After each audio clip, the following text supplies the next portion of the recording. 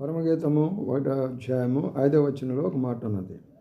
యెరూషలేము కుమార్తెలారా, నేను నల్లని దాని అయినను నేను సౌందర్యవంతురాలను అని చెప్తుంటున్నది. ఎందుకు ఆ మాట చెప్తున్నారంటే, యెరూషలేము కుమార్తెలు తెల్లగా ఉంటారు.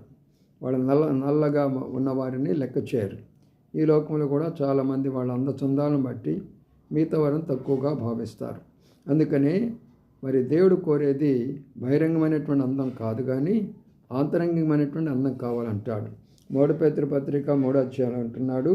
చూడండి, 3వ వచనంలో, జడలల్లుకొనుటయు, బంగారు నగలు పెట్టుకొనుటయు, వస్త్రములు ధరించుకొనుటయు, వెలుపట అలంకారం మీకు అలంకారంగా ఉండక, సాధువైనట్టుయు మృదువైనట్టుయు గుణమను అక్షాలంకారం మీ హృదయ అంతరంగ సుఖమందు అలంకారంగా ఉండవలను. కాబట్టి మనం బహిరంగమైనటువంటి వాటికి ఎక్కువ మన ప్రాధాన్యత ఇవ్వరు. దేవుని నమ్మిన బిడ్డలంతా కూడా అంతరంగంలో మృదువుగాను, ప్రేమగాను, సంతోషంగాను ఉంటారు. అందుకనే పరమగీతం యొక్క